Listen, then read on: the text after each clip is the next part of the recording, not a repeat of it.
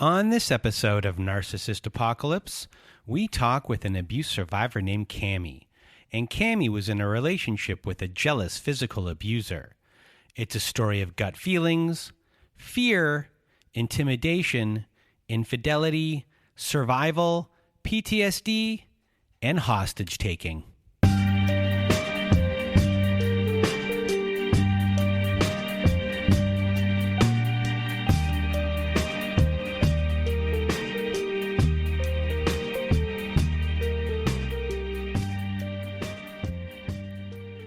Welcome to Narcissist Apocalypse, everyone. I am Brandon Chadwick, and with me today we have Cami. How are you? I'm very good. How are you? I am well. Thank you for asking, and thank you for being here with us today. And if you want to be a guest like Cami is today, please do go to our website at narcissistapocalypse.com. Top of the page, there's a button that says guest form. When you click on that button, it takes you to our guest form page. There you can read all of our instructions, and please read them all. And either send us an email at narcissistapocalypse@gmail.com or fill out your guest form and press the submit button, and please do send it in the format that we ask for. And we have a content warning for today's survivor story for today's episode. And it's a big content warning as we do discuss physical abuse a lot in this episode, and it's a graphic discussion a lot of the time. So that is your content warning for today. And today you're going to hear Cami's story, and Cami is lucky to be alive, and Cami is someone that didn't think abuse like this would happen to them, let alone stay once it started. And no one ever really knows how you'll react until the abuse begins and starts to happen. So a big thank you to Cami for being here with us today. And now I'm going to get out of my way and your way. Cami, the floor is now yours. Well, I think it's always quite difficult to start telling a story, but I think somehow you need to understand how I grew up. Um, and I think for me, it was very difficult to understand how I got there because I had a very, very strong, independent mother, very confident, very the way how she raised me was with an open mind, never really too much pressure of being someone or fitting in some way. She always told me to take time for, like be a child, be a teenager, don't rush into anything. And yeah, I had a very strong social network. I had both my grandparents still, my dad, even though they were not together anymore. I still had everybody in my life. My relationship with my dad is a little bit difficult, but I still feel very loved and supported. It was just, yeah, difficult and still is, sadly, but that's a different story, I guess. And my mom and I traveled a lot when I was a child. I experienced many beautiful things, people growing up in different areas of the world. And yeah, was a very open minded child and had incredibly amazing friendships, very strong women who are still my girls 25 years later or 30 years later. And I think one of the things that became quite quickly clear to me was that my mom was always a bit different when it comes to relationships. So she was never very fixated on being in one. She never really seemed to need a man or wanting really to be in one. She seemed very happy with who she was as a person. And my mom then got in a beautiful relationship with I call him my emotional dad still. And so I was 5 and he basically joined our life. My mom was always the one who, yeah, the independent one. He was kind of running after her, trying to get affection and attention. And um, I remember this one night when my mom came over to me into my room and said, by the way, if there's ever anything that you feel uncomfortable by me, my partner, or any person in your life, please always listen to it and tell me. And I promise you, I will always listen to you. Trust your gut. And when something doesn't feel right, I want you to tell me, because if something doesn't feel right, it's not right. And that was very early on into their relationship. And I was so confused by that. And then later on, I realized that she basically said, she met this man, but she didn't know if he would ever, maybe say nasty things to me or even touch me, horrible, horrible things that could happen. And she prepared me for that. And I was like, okay, sure. So again, like I was very prepared, I thought, for my adulthood. And what I realized very quickly though was I need more people in my life. Like having friends was very important to me. I was quite sad I didn't have any siblings because I felt always not lonely, but scared of being alone and scared of not having a big enough support system. And I always realized that I was different to my mom when it comes to relationships. And I always realized like I wanted a relationship and that Hollywood romance. And my favorite film was Pretty Woman. Like I just had this Hollywood romance picture thing where I just craved that. And I think for me, when I left where I'm from to go to the UK, I was very scared of being lonely because I realized that I'm leaving a very safe network. And I wasn't really sure of how that would be. And it was also the very first time that I didn't have any guidance from anyone that I always kind of relied on. And that was, I think, the start of everything in a way.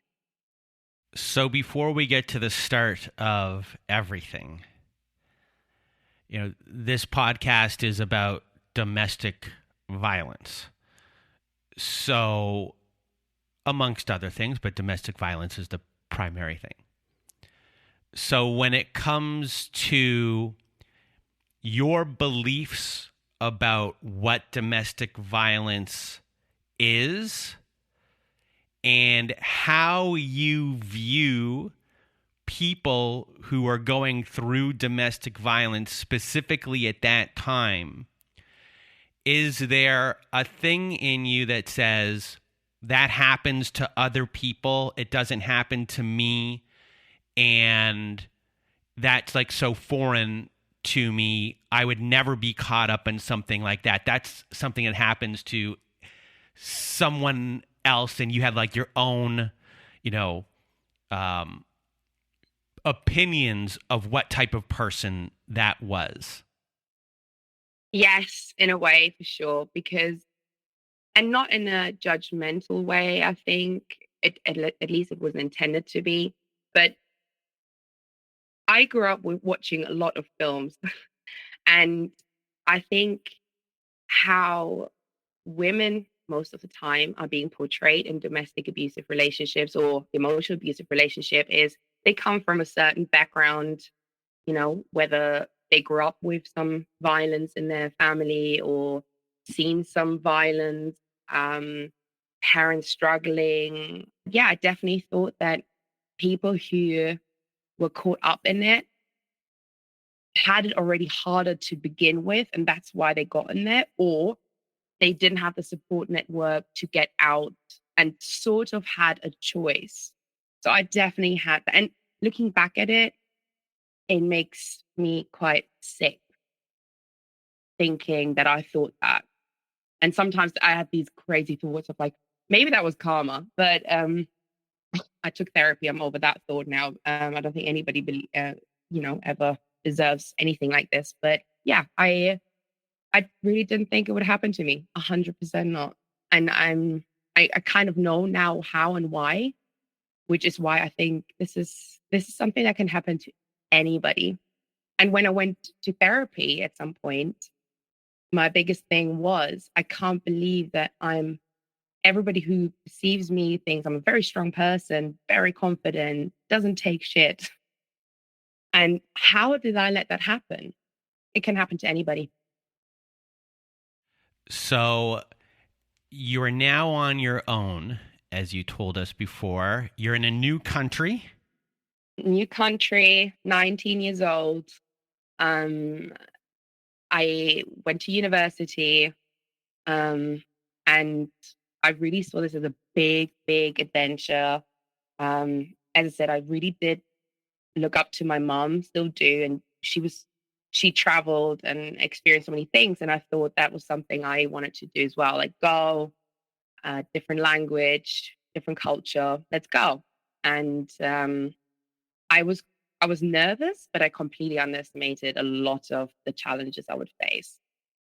So for me, I I when you go to school, you just make naturally friends because children just make friends easily. So when you're 19 and you go to a country where most people still have those friendships from when they were children, you are almost an intruder, even though obviously at uni it was a bit easier. But just a few weeks before I started university, I already I tried to settle in and get a feeling for for this place and find a place to stay. And I made some friends in the bar, and I would hang out there sometimes, just watch them working, and maybe grab a beer together after they finished. And I thought they were my friends, and I thought they were fun people. And I sat outside, and it was a really sunny day, and I really remember I felt good. I felt quite happy and excited. And I thought, like, wow, how lucky am I? I'm 19 years old and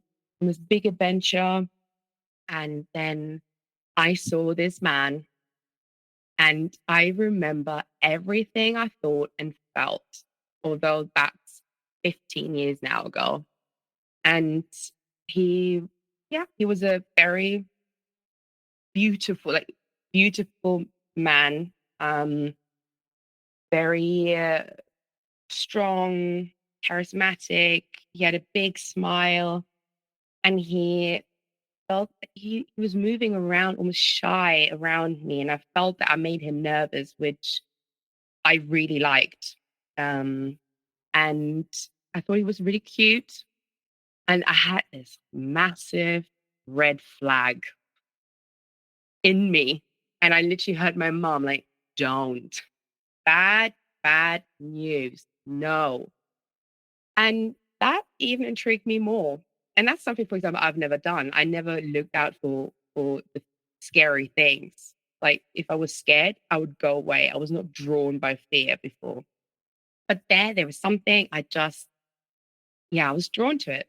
And I he went inside the bar, and I followed him, and we were both standing at the bar, and then he basically started talking to me. And I just I don't know, I was just really infatuated immediately and thought like, what a interesting, scary guy. And not scary because he looked it, just because I felt it. And then the next few days and weeks are actually a little bit of a blur. I know that we hung out a lot. Um, Things moved quite quickly, and it all was very different to what I knew, like the music he was listening to, the crowd he was hanging out with. He was smoking weed, which is not something really I was around before. Parties, just very, very different. But, I'm in a big new city. I was like, why not? And then I realized very quickly that he's already not good news because he was disappearing on me a lot. We were supposed to be hanging out and spending time, and he was gone for like 2, 3 days. Wouldn't return my phone calls, wouldn't read my messages. And he would then just show up out of absolute nowhere. And when I had my initial reaction being really, really annoyed and really upset and already saying, well, if you're not interested in me, then just tell me. I'm fine without you. He would just spin it on me and say, you're just jealous. Don't be this little girl who's 14 years older than me. And he would just make me feel really bad about myself. So I thought very quickly that, oh, this is what it's like to be an adult. I had one really sweet relationship before 15 to 17, which was everything that you would hope for from a first relationship. But it was very dramatic, very intense. Like, yeah, everything was drama because it was so heightened of the emotions of teenagers. So now I thought, okay, you have to be a bit chilled about things. People disappear and that's fine, He's not glued to me. So very quickly I um try to cool down and chill out, as he told me. And looking back at pictures, very quickly changed my style of dressing up.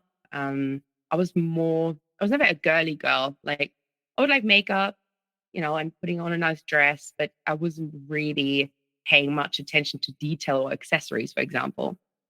And he loved shoes, and he would always sit with me somewhere and just comment on women, how sexy they were, and look at their shoes and how they walk in heels. And I've never walked in heels really that much before. So I started wearing heels and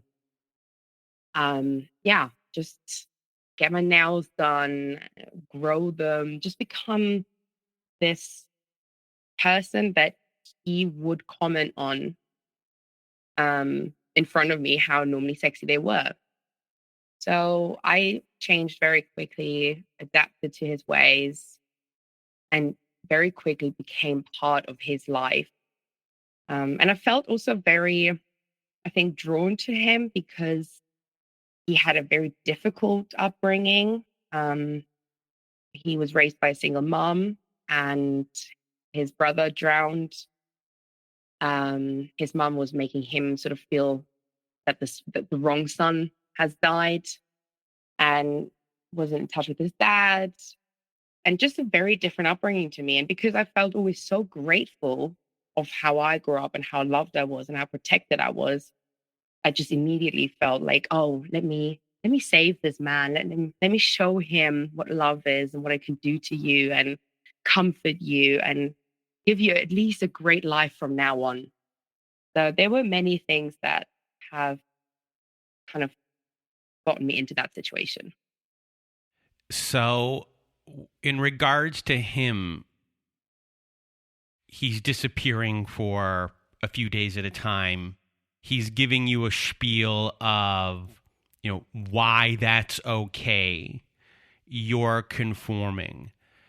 And it sounds like he's a bit of a womanizer. 100%. So at that time, and with hindsight, how was he trying to portray himself as a person to you and to society as a whole? And deep down, who is he really? So the last question, I cannot answer you. I have thought about it many times. I really don't know who he is because he has so many different personas. He was, to me, always very feeling sorry about himself, but also really being incredibly proud of me, what kind of a person I am. And I can't believe you want to be with somebody like me. But then to the outside world, he was this incredible, confident guy who knew exactly how life works and super charming, and women loved him. And he was flirting with everybody, men, women, any age. You could be an old lady. He would pick up, their bag if it would fall down. So he definitely was a very charming man. So that's why I don't think immediately I would have thought that his real inner self was dangerous or bad. I just thought he didn't know how to be a better boyfriend, maybe, or a better person, and what is right and what is wrong. Um, but I never really, I think, got to know who he was because he would just switch between all kinds of people, and everybody would get to see their own version. He was like a chameleon. He would just blend in any situation, into any group, and society. You could set him in front of a CEO and he would probably be able to have a fairly decent conversation with him or her. And you can sit him in front of, whoever, and he would still manage to completely make everybody feel like he's one of them. So very dangerous, I think. So, how long does your relationship go until the first sign of abuse happens? Looking back, I would say that the abuse happened immediately, but that was obviously more emotional. Physical, it became very quickly. It was 3 months probably into our relationship. We went back to where I'm from. He was meeting my mom. He spent Christmas with us. Everything went so fast. Like looking back at it, crazy actually. He would meet my friends. And we planned a trip over New Year's Eve because a friend of mine celebrated her birthday. And we was like, oh, let's just all go together. And he, I think he fit it in fine with my friends, even though my friends are not very easily impressed. But not in a negative way, but you just can't, throw a line at them and they're like, oh, we love him. They want to check him out. Same with my mom.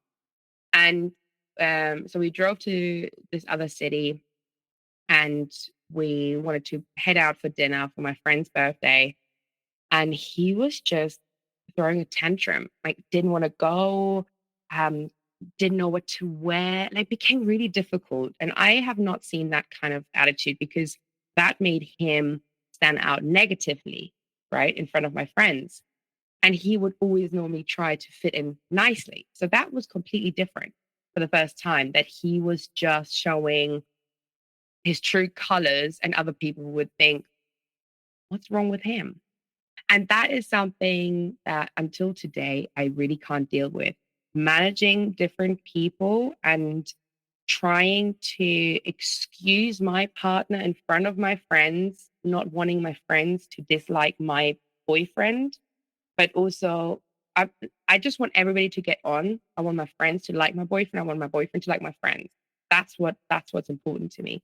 And right in that moment, it was the first time that I felt like this picture was falling apart. And I immediately, me and my girlfriends and my mom, everybody made it always very clear, like girlfriends first, friends first, always. So I thought like this is my opportunity to, know, get a grip. And I said to him, okay, well, if you're not ready now, why don't you just stay in the apartment? I'm going to go out with my friends and I'm going to enjoy my time. And then you can come and join us later. That was probably the last time that I have ever sort of stood up to him for the next more than 2.5 years. Um, and I went out with my friends and I was bombarded with messages saying, I can't believe you're leaving me here on my own. I don't speak the language. I know this country. Bearing in mind, he's 35 by that time. And I felt really bad, jumped in a taxi, went back to the apartment to get him basically and enjoy the night with my friends and him. And as I walked into the flat, I just felt ice coldness. And I know this always sounds like a movie and I'm trying to portray this, but it felt cold. I felt immediately not safe in the apartment. And I kind of wanted to get out, but I couldn't explain why. So I really, just calmed myself down. Like, what are you doing? And I walked in and I saw him and he was just dead in the eyes. And I was like, what is your problem? And he jumped up, grabbed my arm, threw me on the bed, jumped on top of me, pinned me down, screamed at me. And I did not know what was happening to me. I was in complete shock. I did not see that coming. I did not think that this would ever happen to me. And I think I even had that thought at that time, like, how have I ended up in this situation?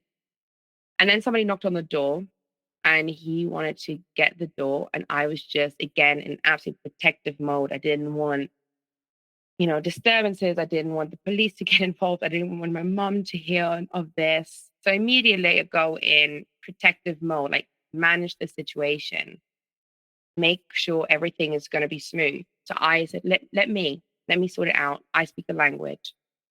So I went to the door, and it was the neighbor, and he had a baseball bat in his hand. And he literally said, like, go outside, call the police. I'll deal with him. And in that moment, I was just thinking, am I in a movie? There's an outsider who I've never met before, who doesn't know me. He's standing here with a baseball bat because he thinks I am threatened to a point where he needs to step in. So that was, again, a complete shocking moment to me. And I was like, no, don't worry. I got it. Sorry, it all got a bit out of hand. Sorry about this, and apologized profusely. And then he said, okay, look, if I hear one more scream or anything, I'll call the police. So that situation was resolved. And as I went in, my boyfriend at the time just broke down, crying hysterically, saying that he can't believe he did this to me. It's not him. I don't deserve this. I should run. I should put myself in first and get out of this. I don't. And immediately I thought, oh, thank God, this was the first time this shocked him as much as me. And well, it was actually just a grab and just a throw on the bed. Wasn't punched or kicked or anything. And poor guy, he feels really bad about this. And he must feel awful.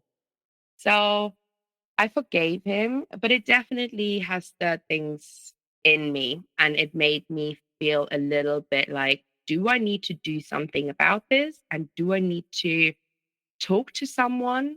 And do I need to maybe reevaluate this relationship? Because what if it would get worse? Which it did from then on. So here is a point of your relationship where things get physical. It's 3 months in when this does happen. I think you mentioned to me in our pre-call that he was already kind of keeping tabs on you at this point. So there's this control aspect that had been happening as well. And now you get this victim playing kind of after the fact, where he's feeling guilty. He's feeling that he's done something wrong. He knows he's done something wrong. And you start to caretake him. Yep. Over you taking care of yourself. And it brings the focus on, okay, this is a one-time thing, or he feels guilty. I can tell that he really does. And I'll just, we'll move on from here. An interesting thing he said during this whole entire thing was, again, like, he doesn't deserve you. He's kind of not a good person. He knows he has zero regulation, emotional regulation, and that cannot just come from jealousy or things along those lines, but it's also he has no regulation when it comes to physical abuse. No. So, based upon hearing everything about him, we have someone who really wants to be loved by people. His mom felt like he was the wrong child that survived, and because his brother had drowned. His dad is non-existent in his life, and somewhere along the lines he learned that physical violence was something along the way.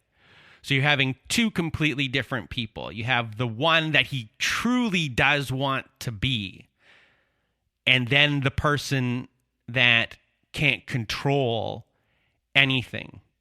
So you have this interesting person who's an abuser who is scary because he can't control anything.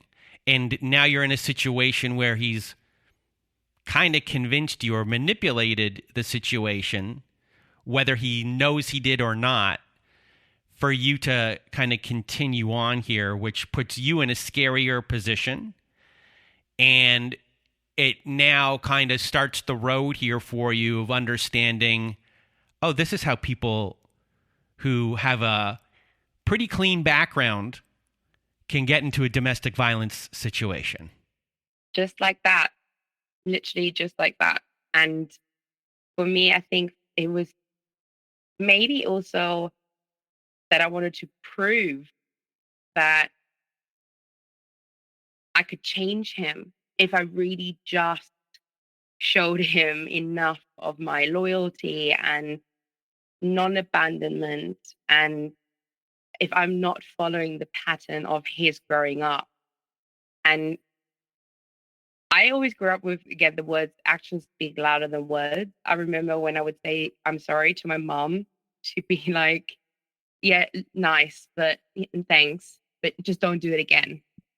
And for me and him, it was more like words spoke more than actions, because the second he would apologize or the second he would say, he's so sorry, I believed him beyond everything that he's done or shown me up to that point. And it just became, I mean, not maybe a daily thing, but a constant thing. And there were multiple situations where in the middle of the night, he would have an argument on the phone with a friend and he would turn around and he would choke me. He choked me to the point of me passing out on the streets, and the ambulance would come and pick me up. And he was my point of emergency because I didn't have anybody else, because he completely isolated me from everybody at uni. Looking back, I've made zero friends in uni. I've made friends during the day, people I could, go and hang out with and maybe have a drink after class. But I would not see these people apart from one person who she was from where I'm from. And I think we bonded a little bit. And I guess my boyfriend at the time didn't feel threatened because he was also a girl. And but yeah, I was completely isolated. So he was my point of contact. And I remember I was taken to hospital and the nurse wanted to get me to talk to a doctor. And it all felt very like they wanted to separate me because they didn't quite understand why I've just passed out, which was our story. And he just came in and said, we got to go. And I didn't want to go. I felt like, well, there's maybe now somebody who can save me. And if I just tell them what's happening to me, maybe they can get the police. But my boyfriend was so insistent. He said, we got to go. So I signed a form. And 10 years later, by the way, I kind of went back to the hospital and got that file. And I saw it was still children's writing, I'm leaving, and I had to write why, because I just want to go home. And I saw me signing it. And when I saw this, I was just thinking back about me and the person I was, of what a messed up situation that was. That my point of contact was my abuser. I was forced by him to leave a safe place to then get back home to where he stayed with me. And this is when I think it started feeling like there's no really a way out. And I did think about what could I do. And I never wanted to get my friends involved or my family back home. I was terrified of what my mom would do to him. I was terrified of upsetting her in a way of, because I know she would feel like, why didn't you talk to me in the first place? Why didn't you, like, how? She would put this. So I didn't want to make her grieve. I didn't want to involve my friends. Turns out that both or all of them have simultaneously back home thought about how to get me out because they were very aware that something were wrong. How did they know that something was wrong? Because I think I did separate, like I distanced myself. I mean, back then, but 15 years ago with social media, etc., is a big time. Like, there's a lot happened then. Like back then, we would do Skype appointments. It wasn't as easy to check in. So if you would kind of pull out of contact, it becomes probably a little bit more obvious. And my mum just knew the second she met him. She just knew. And she told me if I could come next time, maybe without him, just have some mother-daughter time. And I thought, she's being against my boyfriend and she doesn't want me happy. And I don't remember this. My mom told me this a few years ago. And apparently I said something along the lines of, well, if you don't want him around, then I am not sure I will be around that much either. So my mother turned to her partner and said, what do I do? And he said, just keep her close. Just don't say anything. Don't do anything. Just make her aware that you're there. And if she wants to talk or see you, she can. She cannot feel like that she's putting any pressure on me or she's against my boyfriend, because right now I am in I'm clouded. Everything is clouded. So he realized that quickly. And my mom just accepted him and invited us over all the time to go back home and see her. So she could basically keep her tabs on me. And my friends have apparently as well thought about asking my mom, going to the police. But this is something that I'm thinking of a lot. There's nothing we learn as human beings of how to deal with these situations, especially if any one of our friends get into this. What do? You can't go to the police because the police will contact me and I will just say, no, sorry, I'm fine. I'm happy. So I was completely isolated. But at that point, I definitely realized, okay, I'm in an abusive relationship and I don't know how to get out. And it would be anything. The food doesn't taste good that he cooked, for example, and he would just kick my chair, drag me along the carpet, and I would have carpet burns all over my body. And he would never touch my face. In his compliment words, it was too beautiful. But choking was a constant in my life, all the time, and kicked, dragged. Yeah, it was constant. And over time, did the apologies become less and less? Maybe less, but still intense.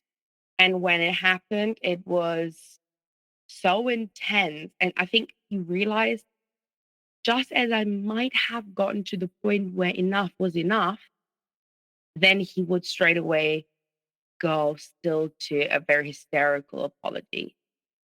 And I think the real turning point for me, because all this time, I didn't know how I wanted to get out or how I could get out.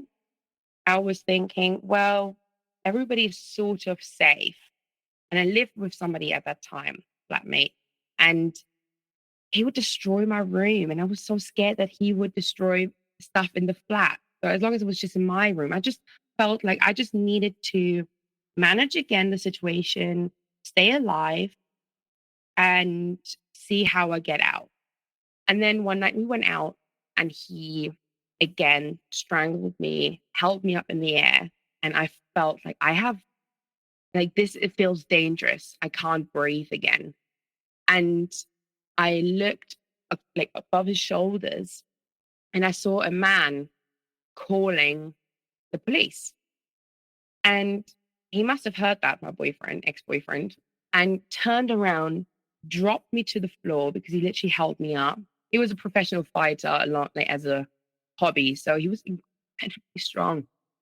And he turned around, walked, he didn't run, but he walked in very big steps towards that man and punched him with one fist to the ground. And that man did not move. And that is when basically, in my opinion, or in my head, in my world, now it's affecting others. Now I am putting other people in danger. And I was standing there and thinking, what have I done?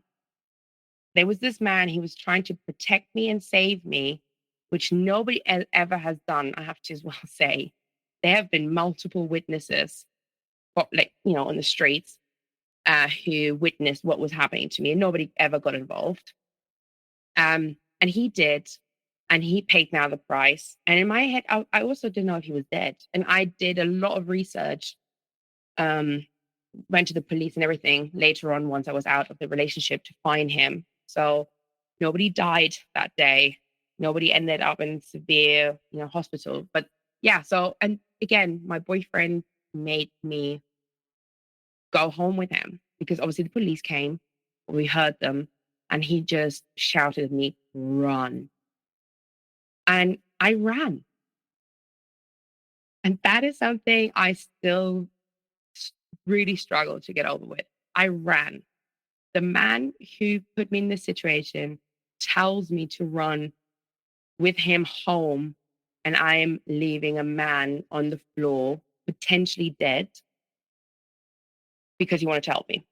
And that's when I really realized, okay, I have to get out.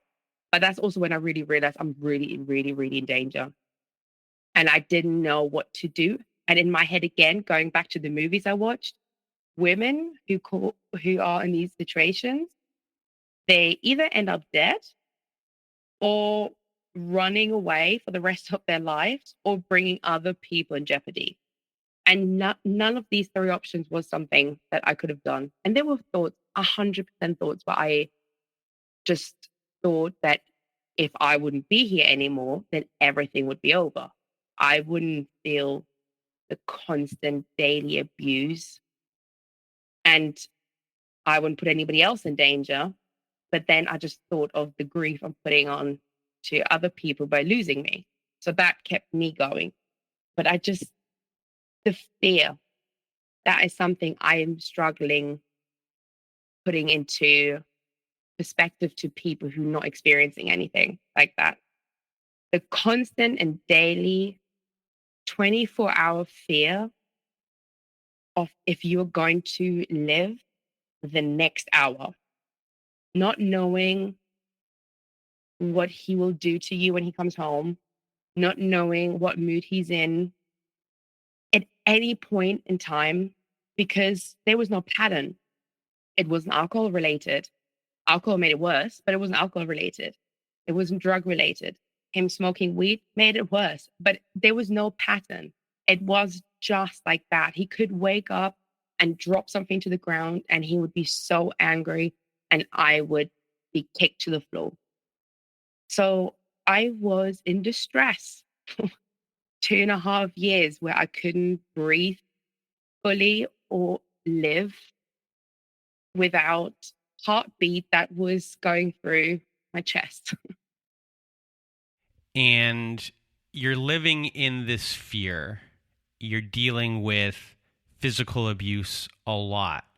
But another thing that's going on that we haven't mentioned yet is that he's cheating all the time.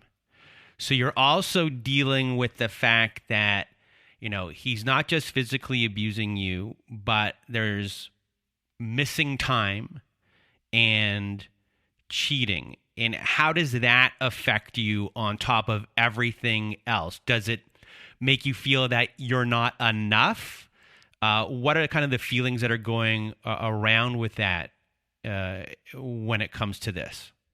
I think this is where I realized that our brain, or humans in general, is a very complex thing, because I found out quite quickly he cheated on me. He logged into my laptop and into his Facebook account, and he was messaging with a woman, and there was literally the sentence, "It was amazing. More sex later." I mean, it can't get more obvious, right? So when I read that, I had my initial um, alarm bells where I was like, he's cheating on me. I've been cheated on. He's hurt my feelings. So that was like just I think, natural reaction. Very quickly, it got into maybe I could just get out like this and he could just be with somebody else. Which I then felt really guilty about because I didn't want to wish this on anybody else. I never felt like I wasn't enough. I had sometimes the feeling of, how can he pretend I'm so important and doesn't want to let me go, and then still be involved with other women. If I don't mean that much to him, great, win-win situation. Let me go, and you be that womanizer that you want to be. And he was cheating with so many women that I found out. He had a child and was still in in the relationship with the mother. Now people probably say, "How did you not know?" But when you're just so scared all the time, and he's actually gone for a day or two, that was my break. That was my relief, where I was not, and I mean, I would sleep most of those days because I was just, my body just probably went into like a relaxed mode where I was like, okay, I can catch a breath now. But he would always show up as well, very out of the blue. And he was so jealous as well, which upset me because I never cheated on him. I never gave him a reason.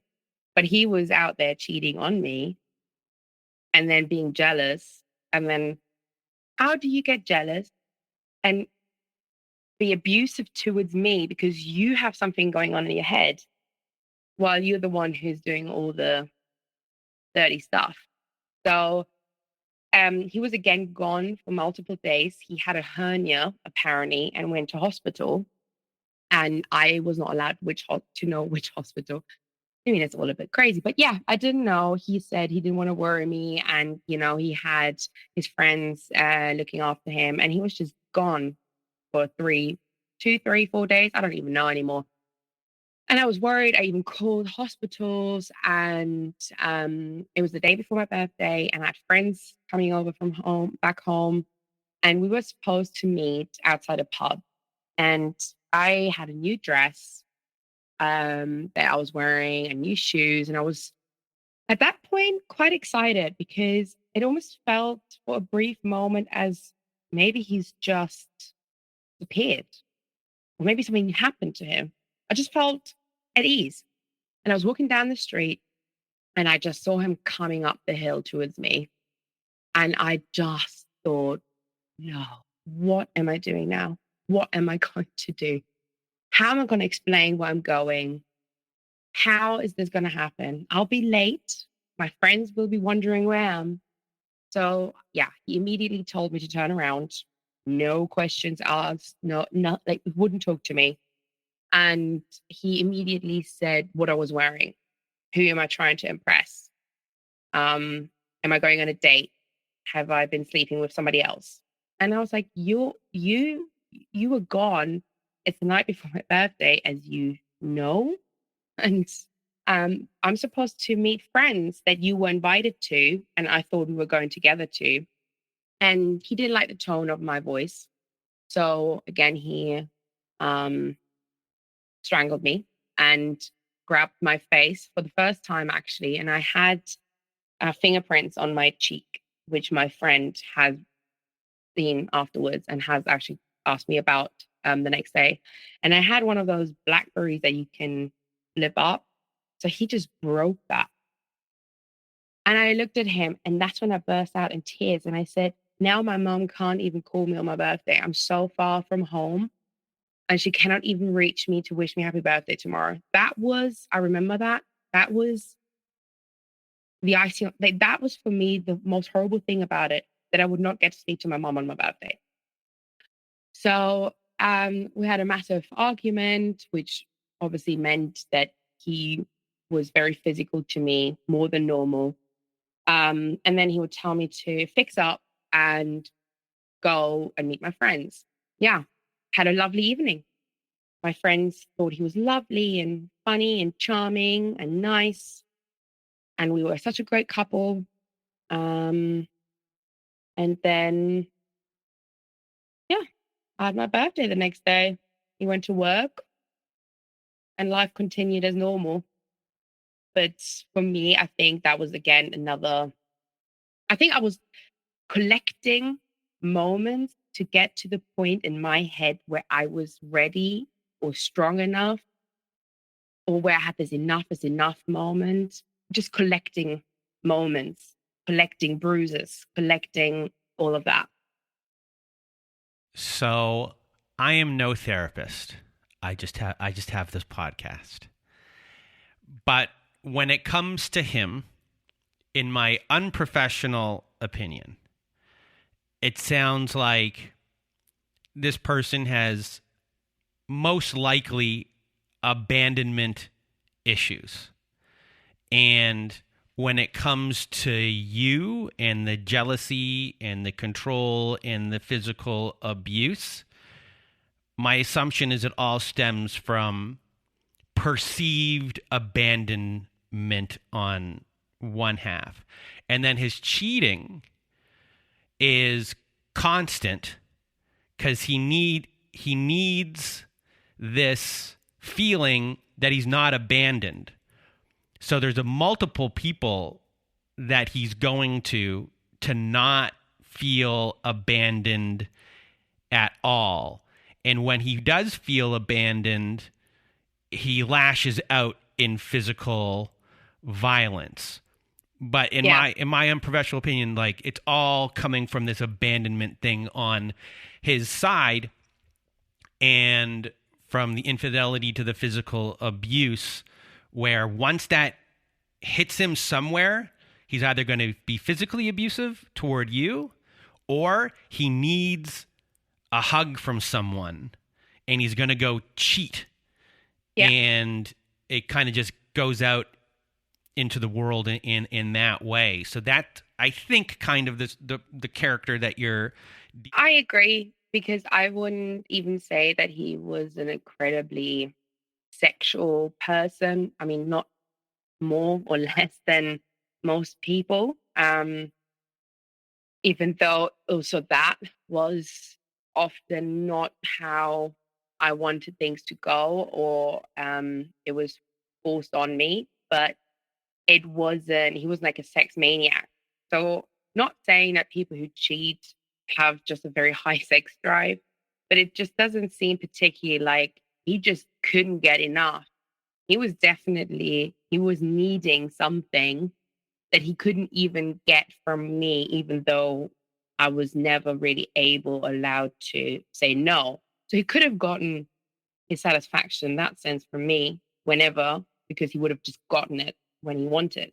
But I couldn't give this to him. So it was that I agree with you. And I have done quite a lot of therapy, because I think you just have to after this. And yeah, you are quite aligned with the views of professionals. So yeah, I think you hit it there.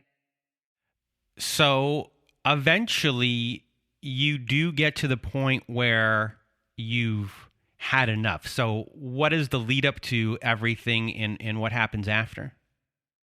I mean, I've had enough very quickly. I would say I was ready to leave maybe after that incident where he choked me and I ended up in hospital, because that's when I realized it was very obvious, right? It was grabbing somebody. As I said, I was able to make excuses. Oh, he's just a bit stronger than he expected. Strangling somebody to the point of where they pass out, that takes a while. That's not a quick thing. But I had a opportunity. And I think this is something that I've realized. And looking back at what we said earlier about, me being very unfairly judgmental towards abusive victims, I think it has often to do something with opportunities to get out. Whether it is by other people that I didn't want to involve. My opportunity was my year abroad from university. So I had to, luckily, he always appreciated my education in a way of, he never would not let me go to class, or he would never be so, like, he would let me go to university, and university was sort of like a safe space for me and also for him. Nothing bad could happen there. Nobody could hit on me. I wouldn't cheat on him. So university was fine. He would, for example, not let me go out with friends because but yeah, university was a safe space. And I had my year abroad coming up, and I was a bit worried he would say, no, you can't go. How are we going to do this? How are we going to navigate almost a year? And But it didn't come up. I approached the subject saying, I'm going to go abroad soon. Still within Europe, it's not impossible to get a flight, even though I tried to apply to go to Miami, which would have been probably better. That didn't work out. Anyway, and he was like, yeah, we'll make it work. And I went and I stayed with a flatmate, or we both went away together. We shared an apartment. And somehow I felt more lonely and more trapped in the relationship than before, because he couldn't keep his tabs on me as easily because he couldn't just show up as he used to. So I stayed at home all the time. I would just go to uni and stay at home. So when he calls, I was at home and I didn't have to deal with going out and explaining and who I'm with. And it was really tough being away again. And I felt again very trapped. And I've met a girl at uni, and I told her one night, she came over and we cooked and had some wine, and I told her what was happening to me. And she was the only one who I have told, because I felt she was far enough to not care as much as my friends back home. And she said, you know that this is wrong. Like, this is not good. You need to live. You need to get out. You need to just live your life and get out of this relationship. So that night I went clubbing with her, and it was the first time since I've gotten into my relationship with this guy where I felt completely free. And we went to this nightclub and we danced and we drank, and I just felt so relieved. And when I got home, he just called me all night and was telling me, you cheated on me. I know you're with someone and all this. And he made me basically book a flight to come and visit him for the weekend after, which I did. And we constantly kept seeing each other. And I was just at that point detached from life. I did not care anymore. I kind of accepted the fact that I was in this and I will stay in this. And the only thing of getting out is either him getting arrested somehow or me dying or killing myself. Because there was also a scenario before where he has almost killed me. He beat me up so bad, and I found shelter in a bar, and I went to the police station and I took a statement, and then they just let me go. And I couldn't go home because he was there. So I flew back home in the middle of the night, waited at the airport until the first plane would take off. And I went back to him, and the police sort of reached out and said, yeah, we just want to get you back into the station and see basically what we're going to do. And I already thought, you already released me that same night where you knew that he could be at home. I don't feel safe. I don't feel protected by the law. I don't feel that the police can do anything to help me. So yeah, my ways out was him getting arrested for something else, or I die either through him or something else. So I just was detached from life and just continued. And then I was at university one day, and I texted him saying, hi, I'm leaving uni. I'll be home in about an hour. And it didn't deliver. My message didn't deliver. And I was very confused. That never happened. I was dwelling over it. And it was just before Easter break. And I was like, okay, well, and I got off the tube and got out. And then I saw it was delivered. I was like, oh, okay. And I went home, opened the door to the apartment block that I lived in, and walked upstairs and just had the scariest feeling, and turned around, and there he was. He just stood there and said, surprise, baby. And I knew that was not good, because I was supposed to fly back home the next day for Easter and my birthday, another birthday surprise. And he was supposed to come and join me 2 days later from the UK. So it made no sense. And I paid for that ticket as well because he forced me most of the time to pay or would just take my card. So I knew that this makes no sense. I'm leaving tomorrow. You're supposed to leave in 2 days and you're here. So I said that, trying to sound very excited to see him. And he said, "Oh no, I've changed everything. I'm going to come with you tomorrow. Isn't that great?" And I just, I was, I just, like my whole world broke down because I just knew that something is about to happen. And we spent the evening and I was just on the edge the whole time. When we went to bed, he really, like, I was pushed against the wall and he held me all night. I couldn't breathe. And I just thought, like, what's happening? What is about? And I went to the bathroom and when I came back, he went to the bathroom to check if I left any note to my flatmate or something. I was just like, okay, this is paranoid behavior right now. Like, what is going on?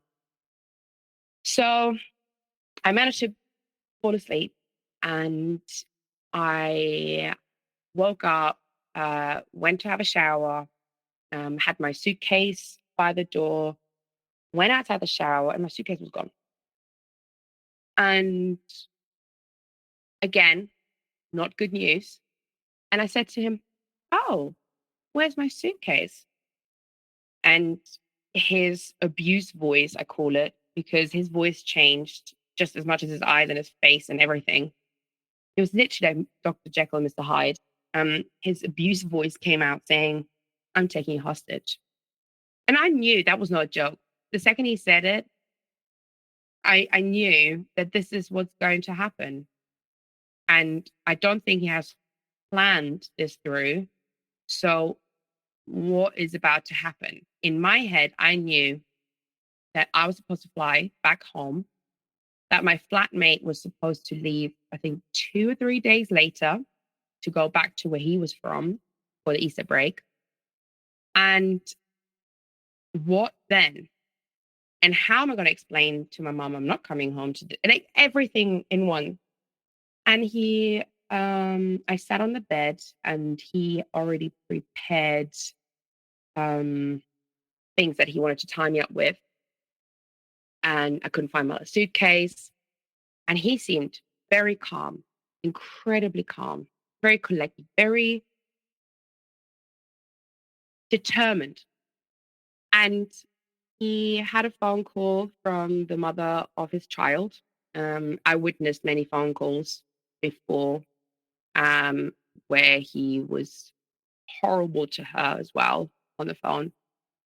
But this time it escalated to the point where he took the phone away from his face and just screamed to the mic and said, "I will murder you. I will murder you." And screamed it down the phone. And I was thinking, I'm with this in the monster version of him right now. He's threatening to kill the mother of his child, but I'm with him right now, thousands of miles from home. What I'm going to do? So he said to call my mom and tell her I'm not going to come home today. I've missed my flight, and to say this all in English. And I said, this makes no sense to say this in English. My mother would straight away know that something's wrong. Why would I speak to her in a different language? So he didn't speak my language. So he said, okay, but just make sure you speak slowly and very carefully. I will be listening. And I was thinking, okay, what can I say? But then I also thought, what am I going to say to my mom? She's going to freak out. She's never been to the place where I live. I didn't even know if she knew the address of my place where I was abroad, on my year abroad. So I called my mom and I said, "Mom, I'm really sorry. You won't believe what happened." I was in tears, hysterical. I missed my flight and I'm so sorry. I know you booked dinner for tonight and I'm so sorry I've let you down. I was so hysterical. And my mom's like, "Honey, it's okay. It's okay. Like, what a shame, but it's okay. Just get on a plane tomorrow. It's fine. Well, yeah, I've already booked onto the one tomorrow, and I'm sorry. And I was just hysterical because I think in my head I was actually already saying goodbye to her. Um, so we hung up, and then he became very well. He wasn't very focused anymore. He was walking around quite quickly, thinking, moving around, and saying, "So, okay, okay, and well, let's cook." And then we basically just spent that day normal. And I would try and say, "So, what's the plan?" And he said, "You will see. You'll see." And I said, "Okay, but like, and I tried to be really, like cuddly and try to smother, like, "Oh, come on, like, all a joke, obviously. Let's just go home." And like back to where I was from. And it didn't happen. And then the next day was, yeah, that was my flatmate's last day at uni. So I was made to miss my flight again and call my mom again. And she was like, "Okay." I said, "My flight got canceled, but I'm going to be on the one tonight." So that day, I obviously didn't go to uni. My flatmate still did go to uni. And I already had in place with my flatmate because, I'm a girl, he was a guy. He was married, so that was okay. My boyfriend wasn't jealous there. Um, and I had in place that whenever I go somewhere or come home, I would give him the heads up. Say, like, "I got to the airport safe," or "I made it home okay." So when my boyfriend said, "Right, this is what we're going to do. We're going to hide in your bedroom. We're going to wait for your flatmate to get back. We're not going to say a word. We're going to wait until he takes off to the airport and leaves. And then I'll sort this out." I said, "What is this?" And he said, "Don't worry about it." So I said, "Okay." And so we're going to hide in the same apartment. Yes. I said, "Okay, but the thing is, he'll be very confused if I go to the airport without letting him know that I'm at the airport, because I would do that normally. I would say, 'Hey, I've made it to the airport. My flight is on time. Have a great Easter break. Bye. See you in 2 weeks." So luckily, he believed me and it made sense to him. And he said, "Okay, sure. Let's go. Yeah, call him." But I said it makes no sense to be in a quiet apartment to say I'm in a departure area of a busy airport right now. We need background noise. So we went downstairs. I was not allowed to put a coat on or shoes. I was barefoot. It was very cold. We went back downstairs and nobody was on the street. Not one single person. And I thought, okay, that's me. That was my last opportunity. And I called my flatmate. And as I called him and he picked up, I shouted his name and I said, "My boyfriend took me hostage. Don't come home." And I screamed that. And my boyfriend was just in a couple of steps. He grabbed my phone, threw it out of my hand, pushed me to the ground, and tried to drag me back into the house. And I just tried to be wide. I spread my arms and legs. I've just made myself, I cannot go through this door. The second I'm going to be through that door, I'm on my own and I don't know what's going to happen. And I screamed in Spanish for help, and screamed while I was trying to fight him off. And I still have a scar from that fight. And I was bloody by that time. And out of a sudden, there were 10, 15 men appearing, like from the inside of their homes, just coming out, checking out what's happening. And running towards me, he let go of me, retrieved back into the house, which has metal poles because the area was a bit dodgy where I stayed.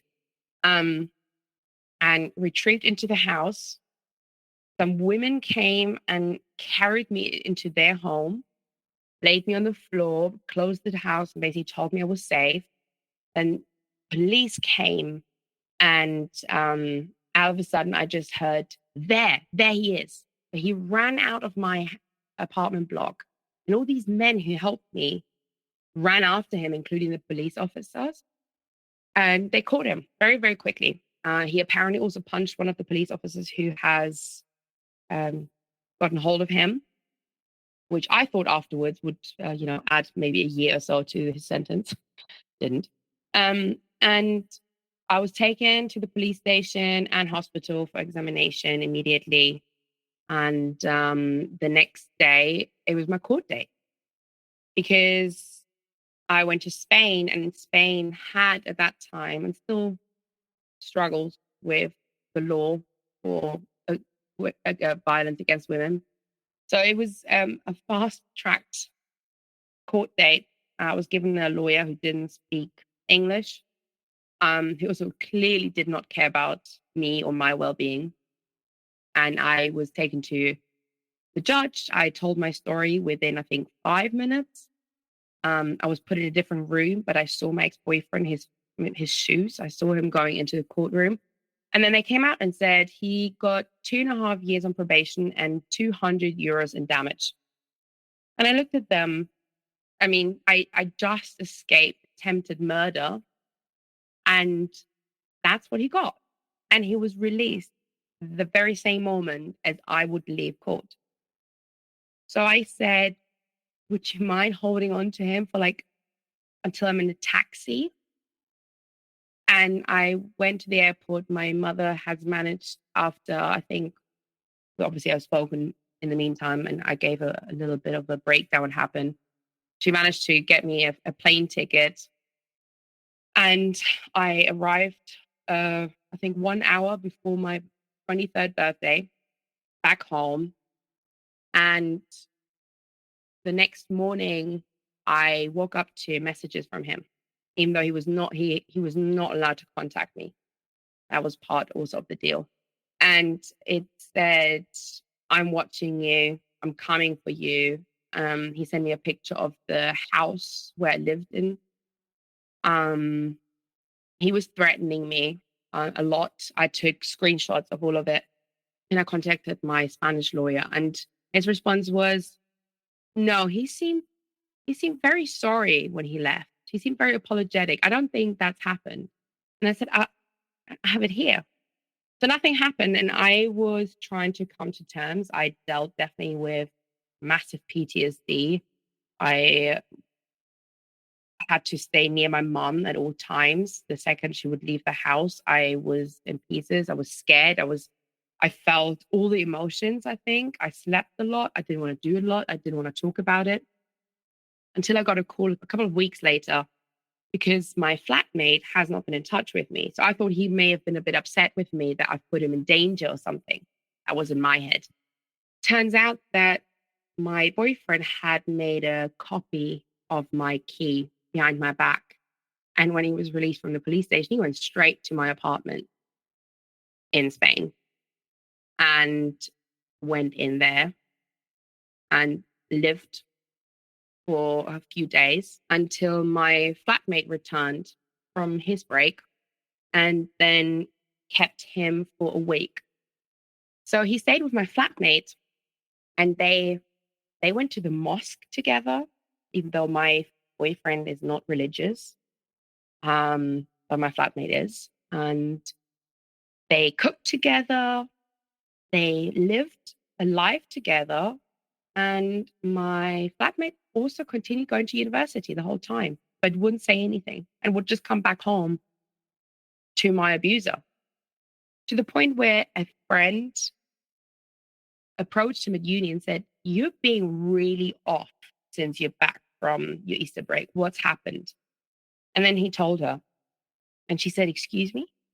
You staying at home with this man, come back to mine. And that's when she made him call me. So I found this all out, and then they got him, and he went to jail for the 2.5 years that he was on probation. And that was almost that. I had to go back to court again, make another statement. I did press charges in my home country and in the UK to see if I could maybe get a higher sentence, because I don't think justice was served. And I felt very uncomfortable knowing that he'll be out quite soon. So, yeah. But I managed to finish my university, which was important to me and that was where I was scared that I could not go and finish because he knew where that was. And I then just tried to stay away from him for as long as I could. So before I get to how you're feeling, when it comes to your flatmate, yeah, what was his thought process of going along with everything? I mean, he's going to university, he's going to a mosque, and he's not saying anything. There's like opportunities there. What was their fear of if they were to say something there? I think he was like me before I got into my relationship. He lived in a bubble, in a very protective, safe bubble. Things like that don't happen to you or in your circle. And I think when he was in the situation himself, he was overwhelmed, frightened.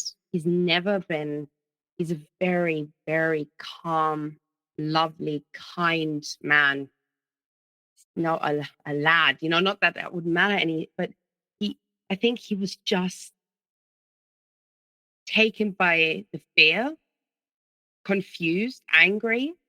And I think for him, he just, like me, just get through this. And then when this is over, it will be over. But I've asked him what changed his mind to finally come out to college student saying help. And he said when they were walking to the mosque, my ex-boyfriend turned to my flatmate and said, "Don't worry, when she's back, it will all be over quickly." And he said there was something in his tone and in his eyes and the way how he said it, that in his head, he was realizing that he had planned to kill me and not to, mend a relationship or a tiff we had. He was waiting for me to return to finish me. And when he had that realization, that's when it sort of clicked. And he realized that he had to do something because otherwise he put me in danger. But yeah, I think it was just, we're not being taught of how to deal with this if this is happening. And I think this is one of the things that we need to look at, I think, in society, of being supportive and helping without being judgmental or pressuring.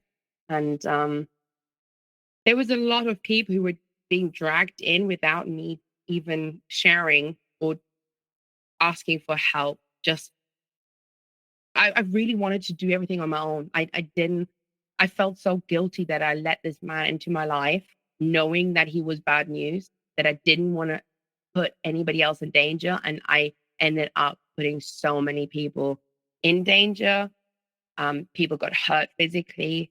I've hurt a lot of I still feel guilty towards my friends. I feel like I've let them down. I feel I've let my mom down.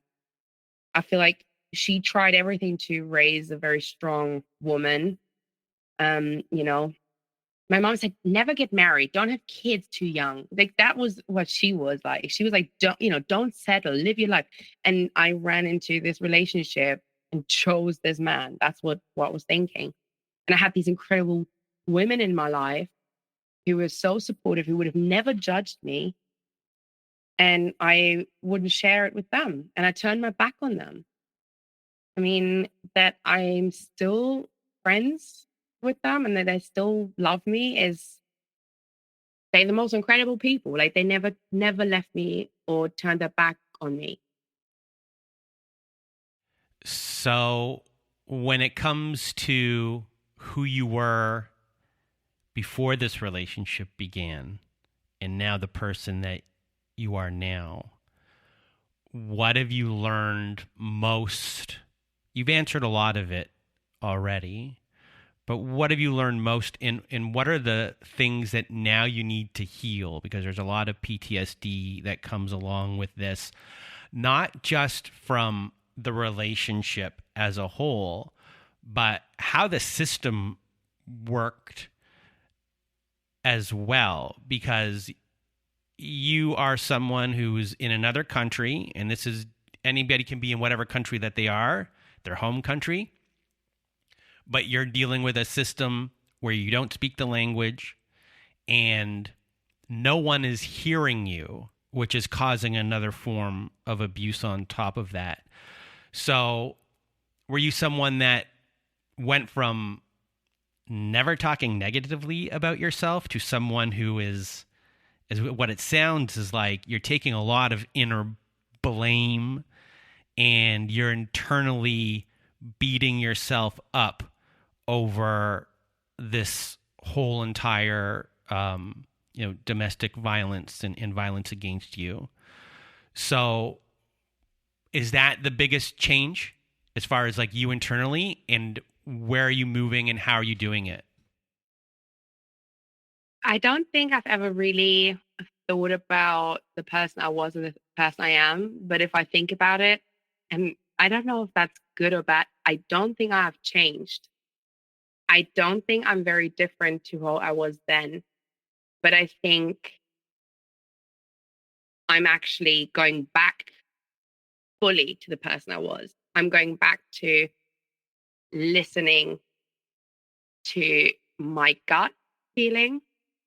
I'm definitely more giving and less judgmental. I think I definitely had some of that. But I think I was out a few years ago and I met this guy, and again felt quite drawn to him.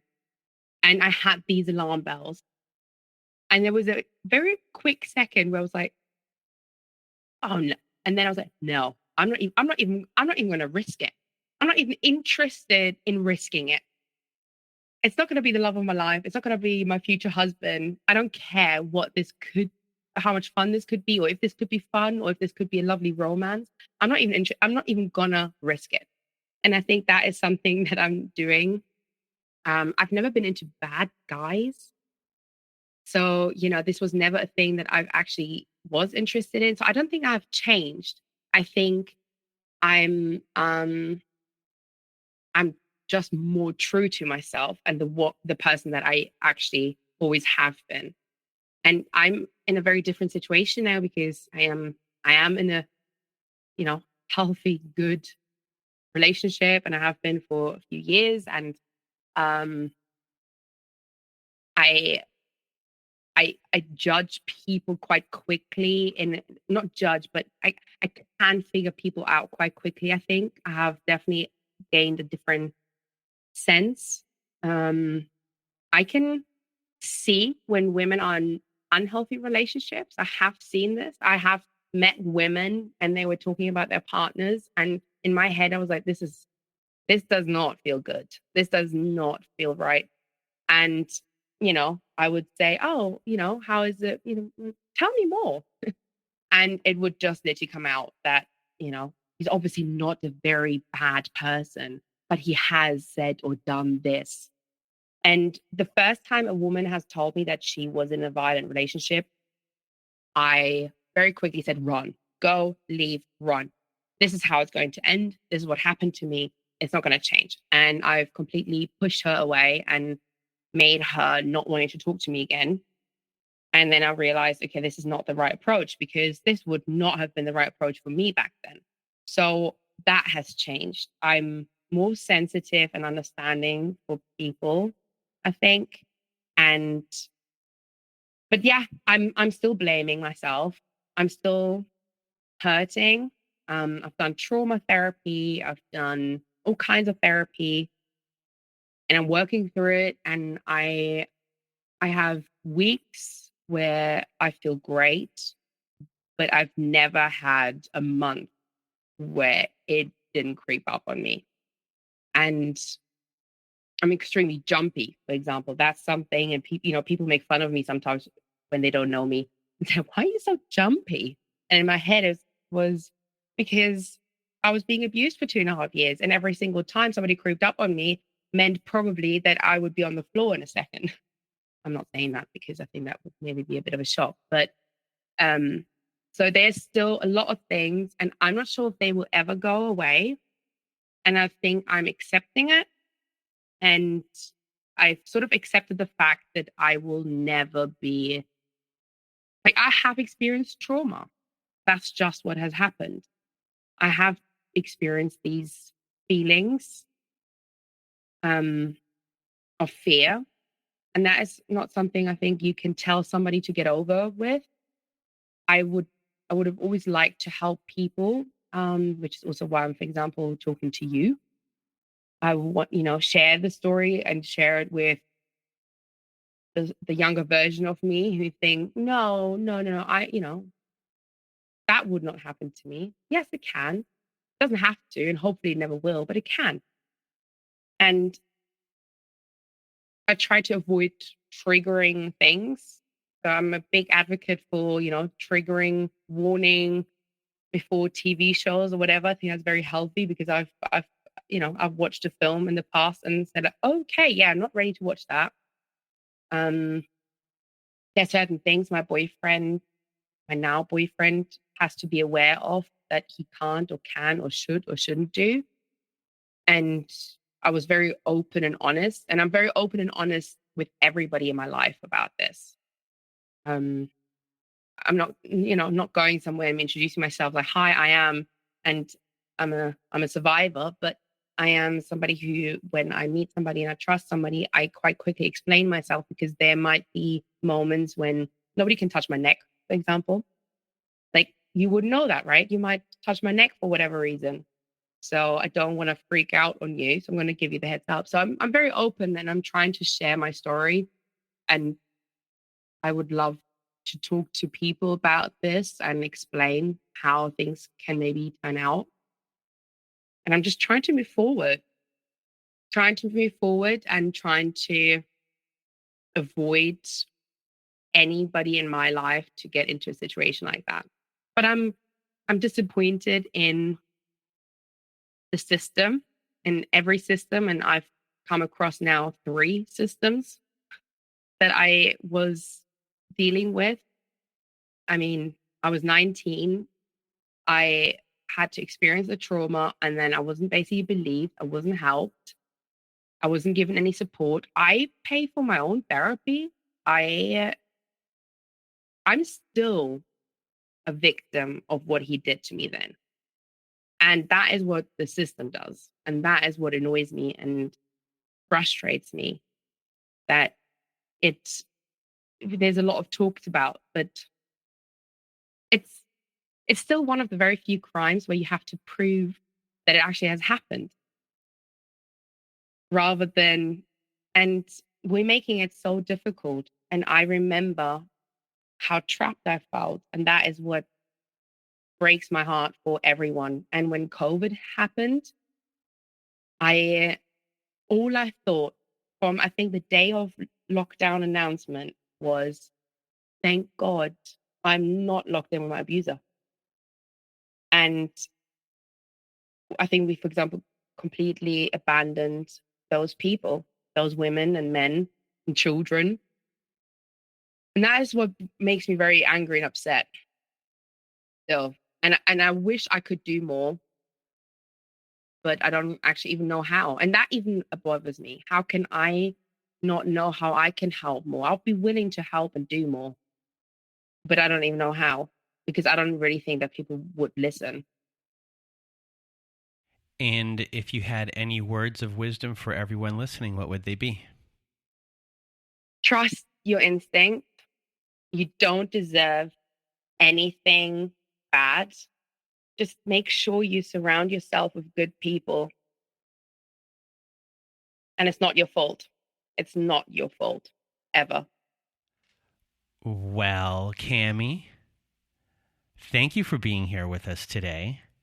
And I hope you listened to your own words of wisdom there at the end of it's not your fault, and to try not to beat yourself up over everything that happened, because once you're in it, and everyone is going to react differently, and everyone's going to make different decisions. And I think part of you wanting to be here today was to share your story for people who are going through it, but for the people out there who are listening to, stories on the news about, going through domestic violence, violence against women, who say, oh, that'll never happen to me. Yeah. You never know, once one thing happens, how you react until it happens. And for those people that say that can never happen to me, you're here to say it can happen to anyone. You can come from a picture perfect background, not have any kind of trauma in any way. But once one thing happens, all bets are off. And someone can stay, and they can stay for a very long time. And we're just happy that you're alive and that you're here to share your story today, because many people are not that lucky. And it's a terrible thing that happened to you, but you're here to share your story and help people. So just a big, big thank you for being here with us today. Everyone's giving you a big hug. And I really, again, I can't thank you enough for being here. Thank you, Brandon. Thank you. Well, thank you, Cammie, for being here once again. And if you want to be a guest like Cammie was today, please do go to our website at narcissistapocalypse.com. Click the guest form button at the top of the page. There you can read all of our instructions, and please read them all and either send us an email at narcissistapocalypse@gmail.com or fill out our guest form and press the submit button, and please do send it in the format that we ask for. And also at our website, we have a support group. So if you need support, we have a support group there by clicking the support group button at the top of the page at narcissistapocalypse.com. Inside, you'll see that we have Zoom meetings every Wednesday night and Thursday afternoons. We have forum boards for you to post on to get the validation that you need from survivors just like you. It is a wonderful group of people on there, and you can just make friends there as well, too. So if you need support, join our support group today. And if you need even more support, please do visit our friends at domesticshelters.org. And at domesticshelters.org, they have articles and resources to help you make sense of everything that you're dealing with. And they have every phone number, email address, and web address for shelters and agencies, no matter how big or small the town you're in. Domesticshelters.org has it there. So if you need extra support, please do go to domesticshelters.org. And we have other friends of the show called Shelter Movers, and Shelter Movers can be found at sheltermovers.com. And what they do is they help you move all of your stuff from your home and into storage, and that includes your pets and livestock too. So if you're trying to get out of domestic violence or coercive control and you need help leaving the home, getting all of your stuff out of storage and out of your home and into storage, my apologies for that one, go to sheltermovers.com. It is only available in Canada right now, and it is a donor-supported charitable organization. So if you need help from them or just want to donate to them, go to sheltermovers.com. And that is it for today's episode, for today's survivor story. So for myself and Cammie, we hope you have a good night.